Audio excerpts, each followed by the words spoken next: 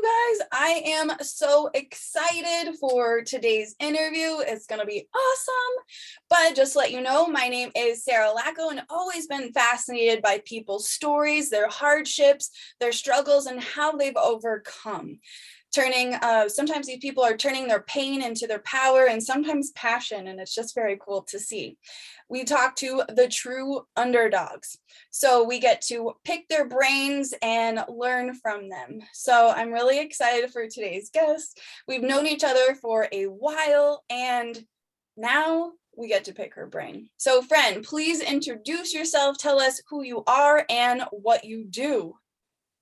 Hey everyone, my name is Kristen Zook, and I am co-owner of an outdoor gear company called YOBOgear.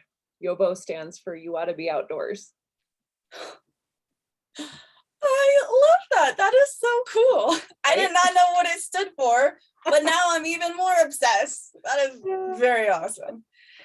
So, and actually, I already forgot that we have a sponsor today, and that is the Badass Backpacking Babes online course where it teaches you how to backpack, which, I mean, hammocks, come on now, jump on in, and being out in the indoors. And also we have a woman's retreat, the Badass Backpacking Babes retreat. And this is an annual thing, and it's been a lot of fun. So you get to learn how to backpack and then start to implement it. We learn, grow, become empowered through nature, and become more confident within ourselves, and also get to connect with other very cool women. So very excited for that. That drops April 4th, Monday, April 4th. So keep posted for that. Links will be in today's, description, info, whatever, all the things. So anyways, back to our guest. First of all, Kristen. that sounds amazing. A women's retreat and backpacking and being outside. Good for you, lady. Yes. Awesome. Yeah, it's so cool for people that, have been hiking, enjoy being outdoors. We get to bring it to that next level and teach you how to start backpacking and then implement it and get to do it in a really cool way. It's very awesome. Thanks. Love it. I do too. So, Kristen, do tell us from the beginning, what did your childhood look like? What was your upbringing? Oh man, my childhood was a mix. There were some really wonderful things about it, and there were some darker things about it. Start with the wonderful.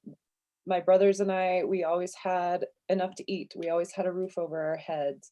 We had plenty of hugs, and we were read to, and we got to go on adventures.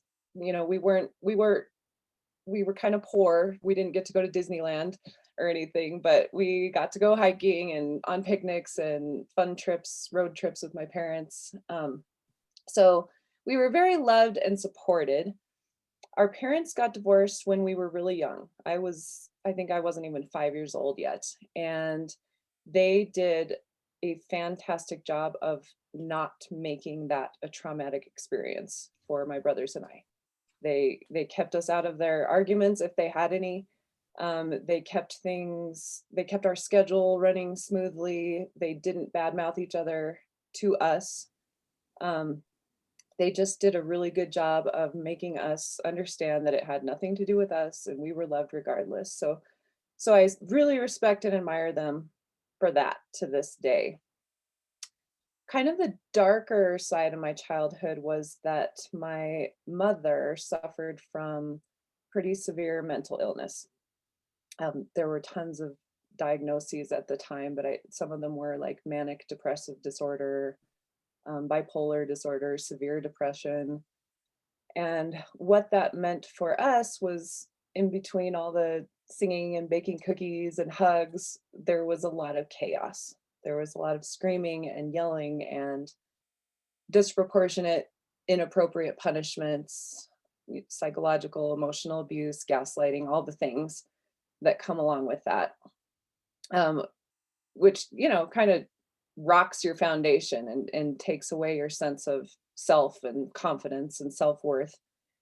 And alongside that, we were also members of a church that had some very interesting ideas about what it means to be a human. And among those ideas were that because you were born human, you are just innately bad and wrong and sinful and unworthy. I mean, I remember singing songs at church with the actual lyrics, I am unworthy and I don't deserve this. And on top of all of that, there's this deity God thing in the sky that's watching your every move and listening to your every thought and judging you. And it's only because of his mercy that you are worthy of something in this life, in this world. And so essentially the overall message I got that was woven into a pretty normal childhood was that I am bad, I am innately wrong,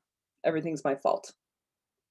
So that's childhood in a nutshell for Kristen. Totally. Well, and what a good point you bring up that I think maybe a lot of us don't even like think about or realize is like with what you're saying, like with the religion aspect of it, like not being worthy, like that message that can come across, like you're trying to prove yourself every day and not being worthy and just being a straight sinner and doing things wrong all the time. That's super. I love your outlook on that because that's so true. And I'm sure so many people can identify with that. And honestly, just kind of like reflect on that for a second and like, what kind of message were you receiving as a child, in so many different aspects, but we haven't on this show, we haven't even talked about that, that religion aspect of it. So thanks for bringing that up. That's really cool. Yeah, and religion, it means a bunch of different things to a bunch of different people, and it can be an Absolutely. amazing source of peace and hope for some people. But that particular church and that particular religion that I was raised in ended up being extremely unhealthy. Absolutely. Yeah. So do tell us, before your big struggle, before your big hardship, what was life like prior to that? What did that look like for you? Well, I thought I was just smooth sailing. I mean, I left home after I graduated at 17 years old, went right to college and started checking off all the boxes, all the things a good girl does. I got a teaching degree. I met the man I would marry. We bought a huge house together. I got my master's degree. We got married. I just started checking off boxes of all the traditional things that you're supposed to do after high school. And at 27 years old, I had done all these things, and I'm sitting in this huge house with this retirement account and great health insurance and a huge diamond on my finger. And I just felt empty. I wasn't glowing, I wasn't fulfilled. I felt like maybe there was something missing, but I had no idea what it was. Um, and so that turned into manifesting itself in some unhealthy ways. I drank a lot, starting with the teacher happy hour at 4 o'clock on Friday. I would start drinking and go straight through the weekend, through brunch on Sunday. Then I would get the Sunday blues and be depressed about having to go to work on Monday and do the whole thing all over again every single week. I became obsessed with dieting and exercising, and I would be constantly tracking calories and food in my phone. My friends at the time will tell you that I was absolutely no fun to be around. I was working out 2 or 3 times a day, running on the treadmill for an hour straight in the morning before work, and coming home and doing my P90X workouts. And um, I also had some bouts of depression where, I couldn't find my happiness or find my joy. So I thought I was doing everything right, but it was really evident that there were a lot of things wrong in my life at that time. Well, and it's like on the outside looking in too, it's like you said, all the boxes were checked. You had all the things, the retirement, the job, the career, the degree, the husband, the ring, just a white picket fence, right? And so, but sometimes too, like all those things are not necessarily like what we actually want. Like it's what society is like, hey, look at this is beautiful, or the upbringing of, being that good girl, like you talked about, like doing all the things and proving yourself to other people, not necessarily yourself. Can you identify with that? Oh, it's so true. It's so true. I had, that life makes some people very happy, and good for them. It should. That's amazing. But that was Absolutely. absolutely not for me. And I didn't even know that I needed to admit that. And I love how you say that, because yes, it can be for other people and everybody is different. So it's just checking your alignment, like what, like with yourself and with what you want and with how you want your life to be. So yeah, that's a really cool outlook on it, with looking at your life and saying, wow, what a really cool life she's experiencing, but still feeling empty.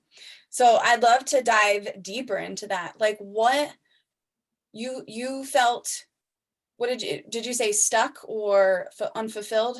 I forgot which word you Yeah. used. Yeah. I remember I'd been teaching for 4 or 5 years. And, at the beginning of every school year, I would pull out my boxes of stuff to decorate my classroom and just think, oh, I know exactly what the rest of my life is going to be like. And I resented going to work. I love my students so much, but I hated showing up at work and having somebody else tell me what I could and could not teach them, and when I had to show up early and when I had to stay late and which vacation days I could take. And Mm. I remember pulling out that box of classroom decorations one year and just feeling like I don't want to do this for the next 30 years. And my teacher friends will back me up on this. There are teachers in the profession who have done it for 25, 30 years, and they are a true gift to education. They are amazing with children. They teach with grace and compassion and love, and they are incredible.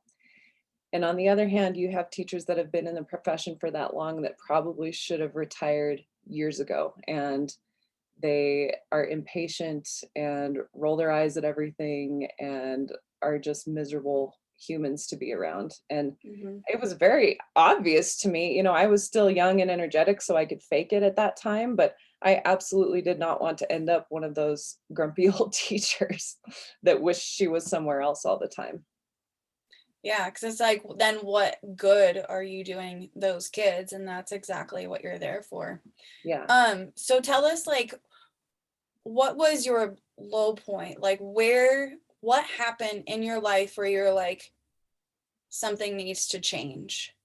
What did that look like for you? What happened? Well, it's interesting, and you and I have talked about this before, but I had one low point, and then I just kept having lower points after that.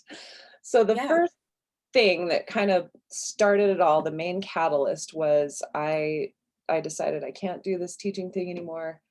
I came up with a plan. I was going to go to massage school online while I was teaching, and then open up my own massage practice. And I would be self employed and I would be free and I could work when I wanted and I wouldn't have anyone telling me what to do. And it would be so great. So I started that process and I was feeling really good and feeling really excited about it. But once you kind of start that snowball rolling of making changes in your life and sort of waking up to your own unhappiness, it catches this momentum that is almost unstoppable. And I realized, okay, it's not just my job making me miserable. Um, my husband and I had come to a fork in the road, and we were very rapidly wanting to head two different directions. We had different goals, different desires, just total differences that had we decided to stay together, one of us would have had to compromise. And so within the span of 2 or 3 months, I completely blew up my whole life as I knew it. I quit teaching. I moved to Colorado to finish out the hands on portion of my massage school. I got divorced, and I thought when that was over that that would be the beginning of this wonderful new free life that I created for myself. However, I came home from massage school that summer and I had no clients yet, no paycheck anymore from the school district, no more health insurance, no more husband. I didn't even have a house to come home to because I had given that up in the divorce, along with all the furniture and even the dishes. So I am sitting in an empty apartment with a futon and a bed, and I was just hit with this massive wall of shame and Mm. feeling like I had probably made some of the biggest mistakes in my life. And I felt like a horrible person because who leaves a perfectly good husband that, he didn't beat me or anything like that. We got along fine. Um, we just knew that we probably shouldn't be married anymore. And who gives up this secure, safe life and this beautiful home to start with no money and nothing all on her own? And I felt like a huge idiot. And this the self-loathing spiral began at that point. So then from that, because you like, yeah, we did talk about how, and just in life too, right? They can be like multiple low points and you pull yourself out and something can happen and then you pull yourself out. It's almost like this um just continuous leveling up is where okay, now I've gotten to this point. I can stay here and be stuck forever, or I can rise above and go up again and go to that next level. So, from when you had that bed, you're in that apartment with that futon and just unhappy again, but in a different way, or maybe unhappy isn't the word, but you can, correct me if I'm wrong on that. What did you then know? Like, how did you start to change that? Oh, well, things got way worse after that. Hmm. I Tell didn't us. turn around and start going back up for a couple Okay. years after that. Things got way worse because I had this constant tape in my head of self-loathing. Just, you stupid, stupid moron, and you're lazy and you're not working hard enough, and you made the dumbest decisions and you're a horrible person. So, of course, I was attracting people into my life who had those same messages for me. And there were, no, don't get me wrong, there were plenty of people in my life who were so supportive and said, "We're so proud of you and you're so brave and we're here for you, anything you need." But I was deaf to those people. I couldn't hear them because that didn't match the voice in my head. So Mm. I my social life, my dating life, my sex life, it just became this horrible shit show of frankly really sick people who had their own mental health issues, and my social life became just this mess of lies and backstabbing and cheating and competition. And you would have thought we were in middle school again because it was a bunch of almost 30-year-olds behaving like children. Um, and that sent me spiraling even worse. I would have panic attacks in the shower every morning, worrying about money or just feeling like I wasn't worth anything. And I had several occasions when I thought about taking my own life because I just couldn't see where I was worthy of being alive, and B, how I could ever experience joy after everything I'd given up. Well, and I think you bring also, you make a really awesome point.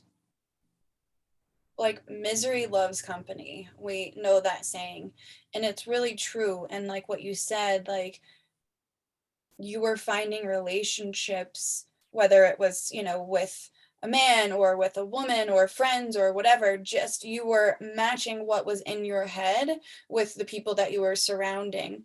And it's it really does make a difference when we surround ourselves with people that help elevate us, or those people that were like, I really want to be like that human, right? And so you become friends with that human because they help raise you up to another level. Because when you are around those people, and we've all been there, I don't know who wouldn't have been, but I mean, kudos to you if you've never been there. But there's been times where we just hang out with these people that just like help us bring us down more and deeper into something that can be super dark and very unhealthy. So then from that point, what were you able, did you go lower, or did you then, was there a change where you're like, something has to change, I can't keep going down this? Well, that point lasted for a good couple of years, and I was having Okay. physical symptoms too of my mental illness. I was breaking out in huge rashes on my hands and arms, and I would have insomnia. I wouldn't sleep hardly, 2 or 3 hours a night was the max sleep that I would get. So I I sort of knew it wasn't sustainable and something had to change, but I had no idea how to change or what to change. Um, so I'll say three things that just I don't know to this day if it's luck or blessing or somebody out there looking out for me, but three things kind of happened that turned my ship around. And I say turn my ship around because it's not like a 180, I'm turned around and I'm good to go now. It's like steering the Titanic. It takes a long time to change this big, heavy mess that you're in. So the first thing that happened was luckily I had kept a tiny, tiny handful of really good, healthy relationships in my life. And one of those was with my brother Brandon. And he lives in a different state. So we'd talk on the phone maybe once a week. And I was on the phone with him one day and I was just lamenting my life and, complaining about how bad I'd fucked up and just, the whole woe is me victim thing, and telling him what a horrible person I am. And he he kind of paused for a minute, and he's a very old soul, a wise soul. And he said, Kristen, I don't know who this person is that you're talking about, but it's not the Kristen I know. He said, the Kristen I know is kind and smart and loving, and she laughs really easily and lights up a room, and she's built up a successful massage business from scratch, and her clients trust her, and she's the type of person that you feel you could tell her anything. And he just started listing off all these wonderful qualities that it just seemed foreign to me. I had either forgotten I had these qualities or never even known it. And just to hear that from somebody I trusted telling me the opposite of what that voice in my head was saying, that actually you're not a piece of shit. You contribute a lot to this world and there's people that are really happy that you're in it.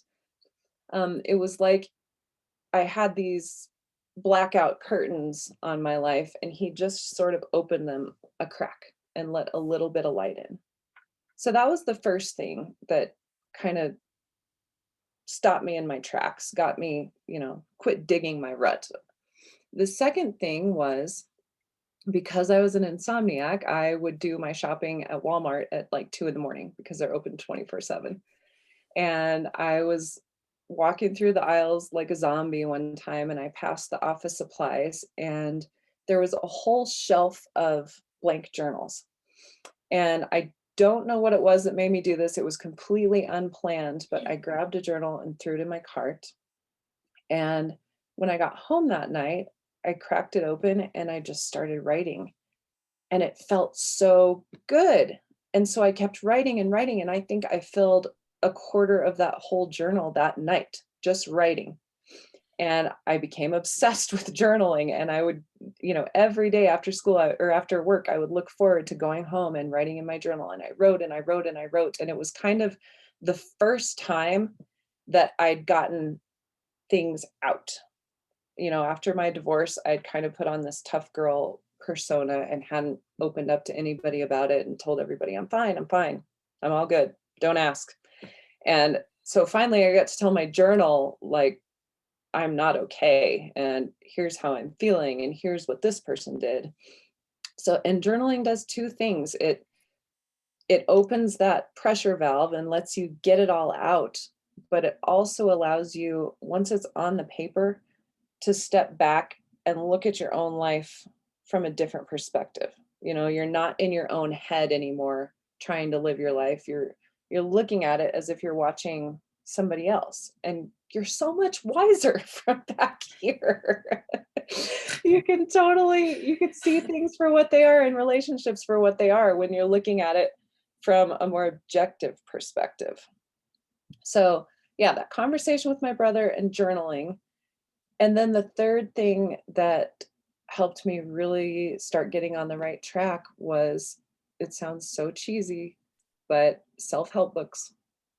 I I think I came across a list in somebody's blog of like top 10 self-help books, and I downloaded it and I ordered every book and I just started reading.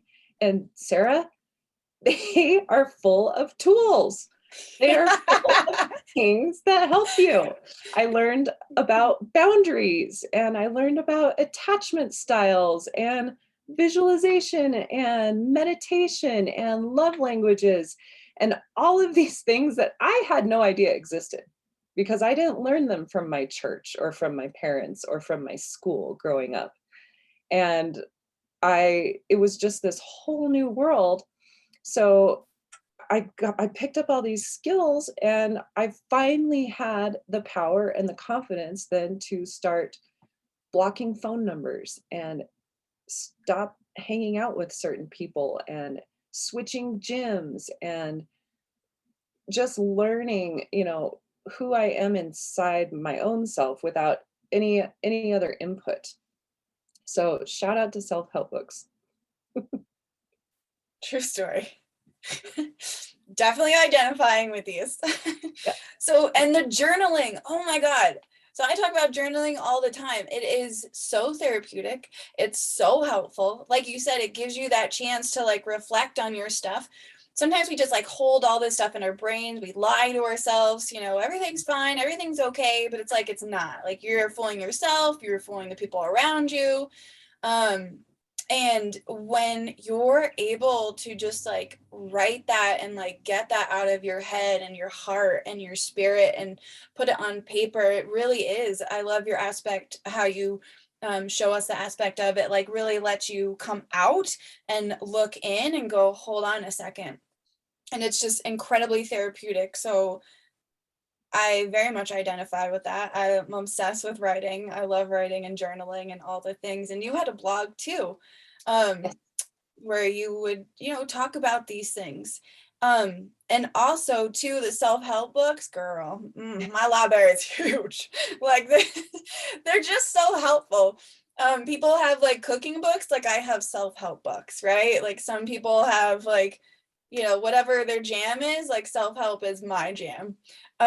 So I can very much identify that. And those things, like so many of us don't learn about boundaries. If anything, they're like, don't have boundaries. Give your whole being, your whole self, all your energy. Do not hold anything for yourself that's selfish. Mm-hmm. Give everything you have to everybody else around you. Men have their own issues, right? But definitely like as women, like we're meant to be the nurturers and the givers, and as a result, sometimes we just like lose ourselves because we just give, and we don't fill up our own cup, and we don't give back to ourselves. And we very much look at it in a way of being super selfish. And it's almost selfish not to do that. At least that's what I think. I think it's selfish not to do those things that you love and enjoy, because then you don't get to show up in life.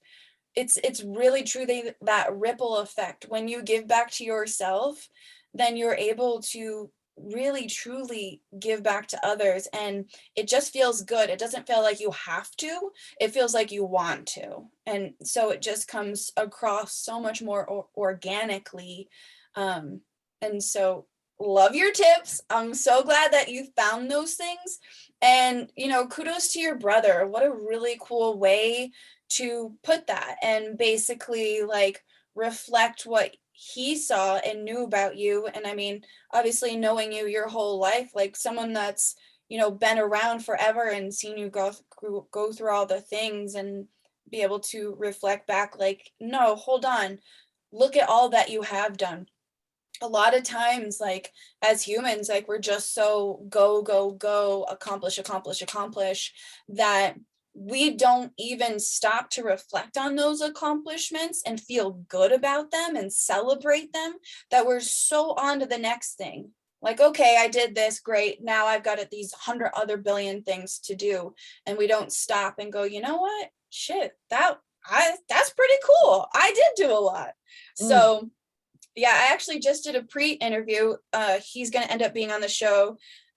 He's a van lifer, and he was, we were kind of talking about things, and I was like, wow, look at all these things you have done. And he was like, wow, you know what? You're right. I have done a lot. Like, these are things you don't necessarily like reflect on. So it is, celebrate the things that you do, let yourself like enjoy that, and, celebrate it and be in it and relish in it. So I'm glad your brother helped you like pull you back and show you those things. I think that's very awesome. Oh, so true. And that's something, a quality that you have. That's a gift you have too, is pulling that out of people and pointing out all the wonderful and amazing, and your enthusiasm is contagious. And so that's a gift that you give to a lot of people too, Sarah. Thank you. I'm gonna blush. It's fine. Thank you. I really do appreciate that. So from all of that, and from those things that helped you, and you started to go, okay, just those, it sounds like really it started with your brother, with that mindset shift of, I am a good person, I am doing good things. And then those other tools that started to help you go in that direction, that better direction. I love how you said like the Titanic, and it's just like full steam ahead, right? And it just took a little bit of something to kind of like stop and reflect you to then start to turn it, because it's a slow turn. It's not like a quick like shift. It is a continuous thing that you work on, grow, learn about the different things that we don't learn about, like as children or in school and all the things. And then start to build on that and start to learn who we are and what we want and what we're aligned with. So from the things that helped you and from the tools that you learned, then what started to happen for you? Well, all that journaling turned into that blog that you mentioned. I just had this strong pull to put a blog up there, and it wasn't in any way to, it really was kind of a selfish thing. It wasn't for others. It was, a way for me to practice, get my words out there, sort of validate myself and all the processes that I'd been through. And also a practice in being vulnerable and putting myself out there, and being strong and brave enough to do that without really caring about the feedback. And there was actually some good feedback, and that blog turned into, I did 3 women's workshops, where I took them through the things probably similar to what you do on your backpacking retreats, and we just talked about some of these basic personal development self-help tools that no one had ever taught me. So I assumed there were other people out there that had never heard this stuff either. And that blog, I haven't updated it for a couple years now, but that was a huge turning point for me as well, and super fun. It's actually how I ended up meeting my boyfriend, who is my business partner with YOBOgear now too. So it's funny how everything will always work together. exactly the way it's supposed to. You can't see how, you don't know how, but it's working. So the blog thing happened. I met Cal, and I was starting to get that burned out feeling from giving massages again too. But oh, I'd been through this before. I understand. I have tools now to deal with this. And we started building this outdoor gear company together because we both love being outside. I think it's very important mentally and physical for everybody to be outside. We love nature and the outdoors, and now we get to travel and camp and meet cool people and do all this fun stuff. So I was able to close my massage practice, and now I'm on my third career. Who knows if it'll be my last, but I'm good with whatever happens next. I think that's so cool. Well, and two, like from what I've learned from life is when we're not forcing things to happen and we're just becoming aligned with where we're supposed to be going, like these other very beautiful things like just come to us. Mm. I always talk about the universe. Like I'm a universe kind of girl, and so I'm always saying like when you flow with the universe, it's almost like a river, right? So you're flowing with it. You're finally not like swimming up current. You're not swimming against it, trying to force these things to happen, whatever. Like you're just like, okay, I'm going to go on the journey. I'm going to trust the process. And you just start to flow with it. And just these very like beautiful things just like come to you.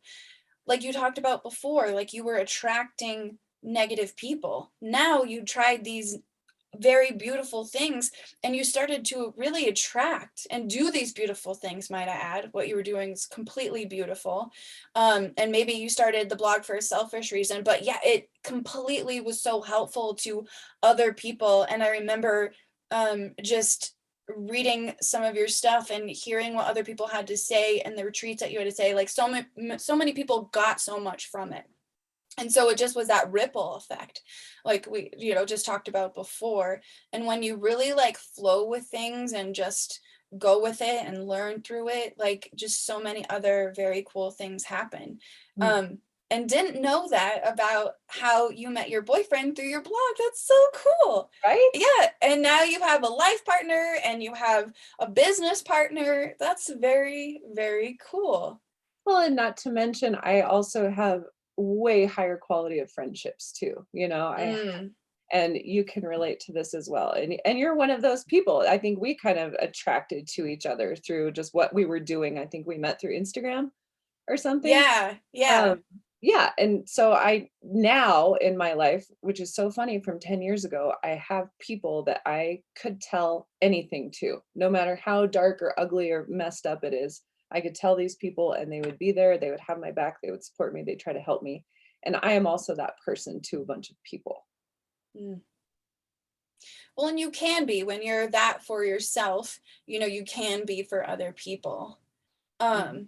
So from your hardships and from your struggle, tell us what your like have successes have been. You've kind of mentioned it, but I'd love to kind of like bulletin through it as far as like what you've accomplished. Like sometimes we forget like all these really difficult things that we've had to go through help us become better humans, help us help other humans, help us find ourselves and pull ourselves out of that. So what do those accomplishments look like for you? Hmm, that's a good question.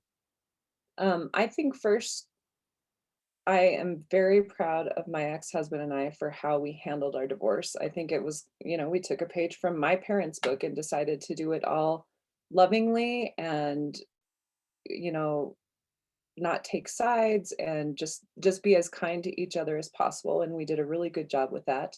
I am proud of that massage business that I built literally from scratch. I had not one client when I came home from massage school. And 7 years later, I had this amazing clientele that I adored. And um, that was pretty cool because I learned so much about running a business and how to do it ethically and fairly and kindly. And master my finances, which can be a really scary thing.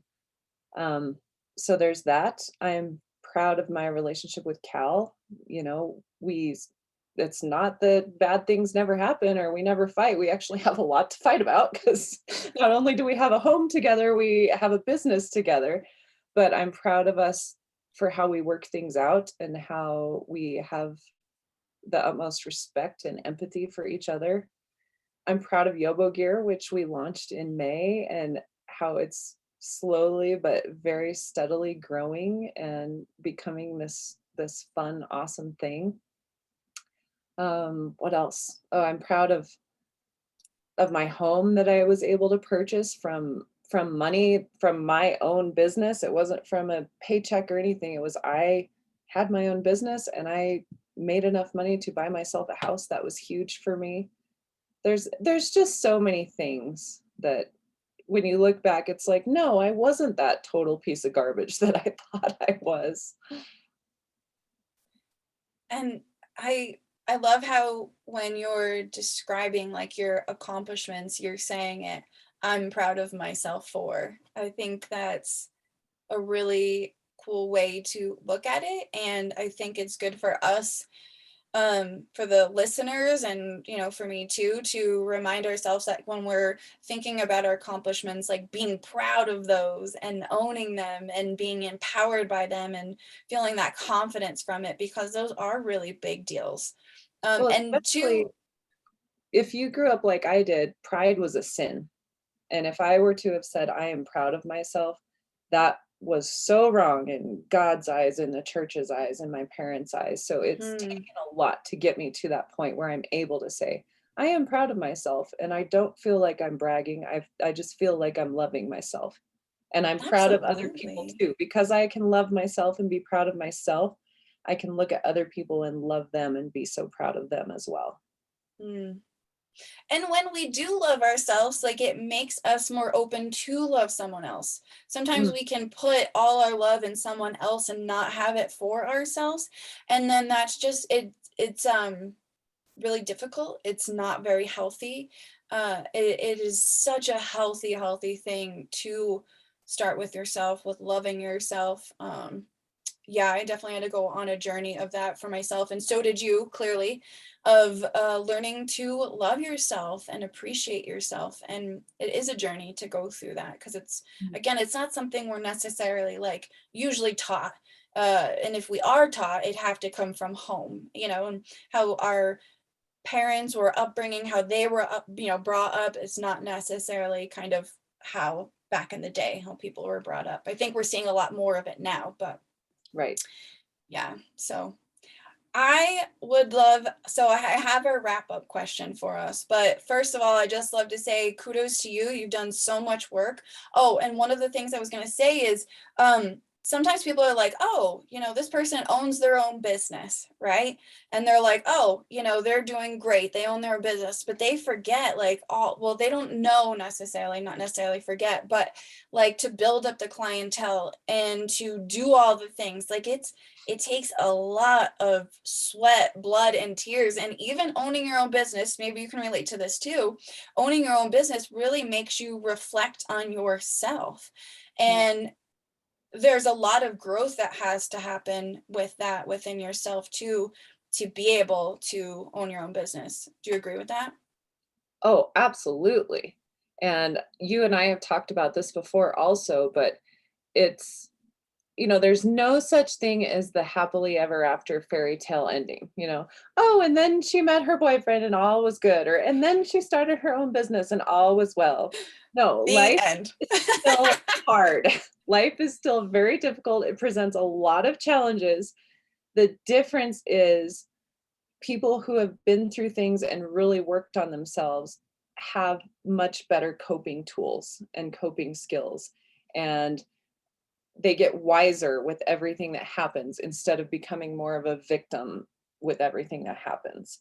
So, yes, I completely agree with that. It takes a ton of grit. It's it's not just, I'm just waking up at 11 every day and only working when I want to. I probably work more than I did when I was a teacher, but it's on my terms and it's my choice. And yes, I totally hear what you're saying.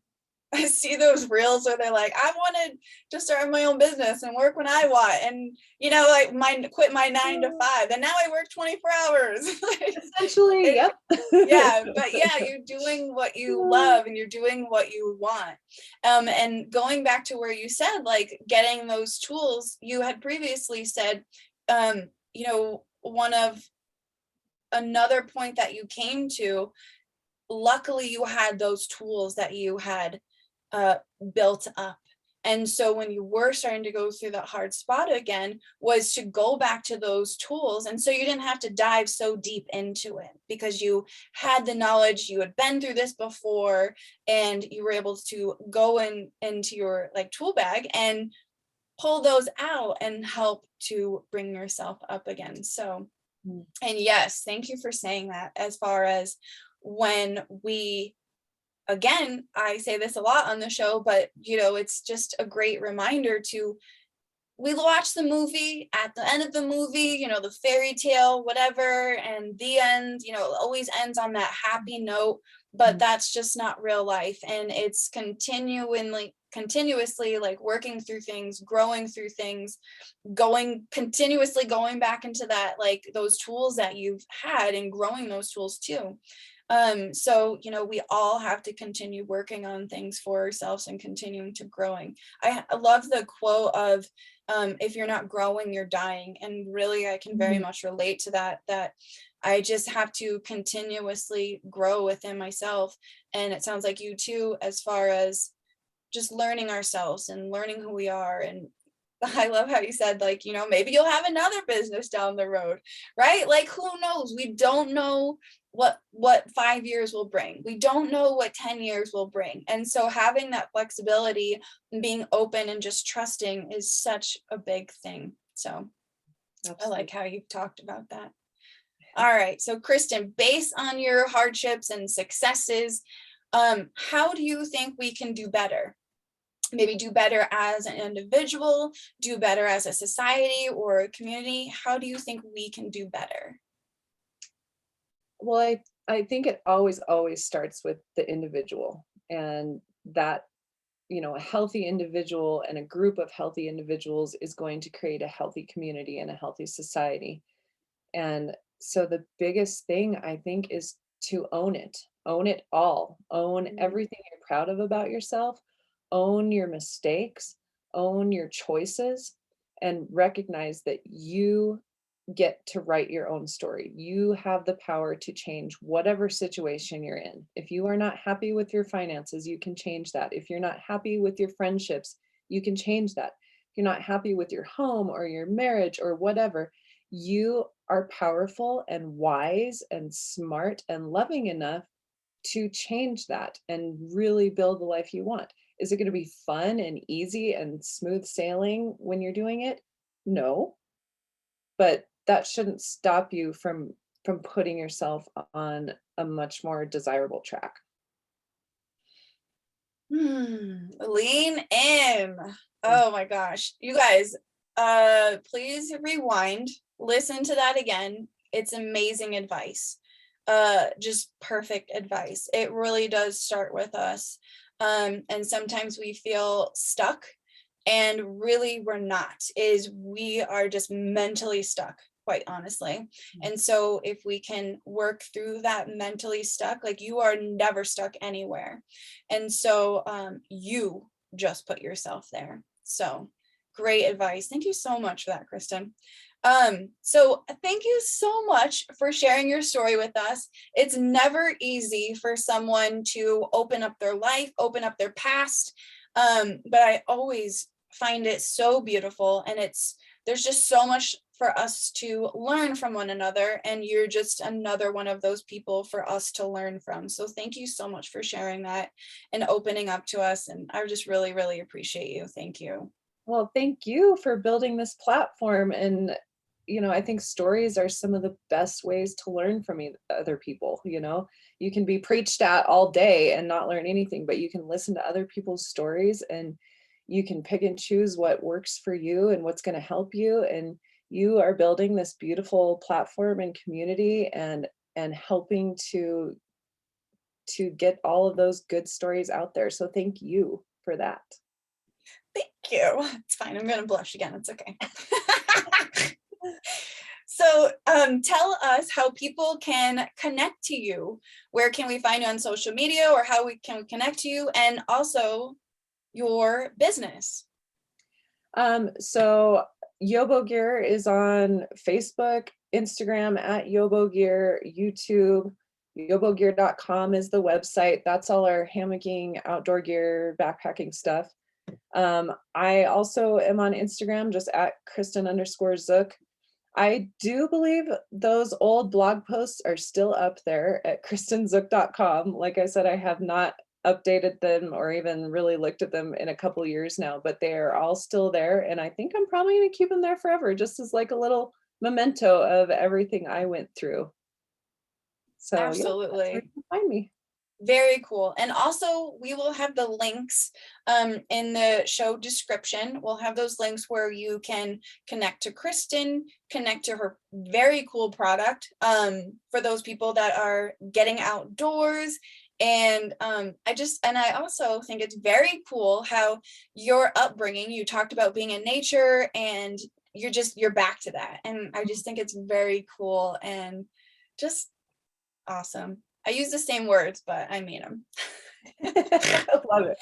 I think it's just a beautiful thing because nature is so therapeutic and gorgeous, and that's my true church. Nature is the real church, I believe. Girl, preach. Same. Yeah. So we'll have those links in there for you to connect with Kristen and her very cool product. And that's all, folks. And thank you so much for joining us today. And much love and good vibes. And we'll see you guys later. Bye, you guys.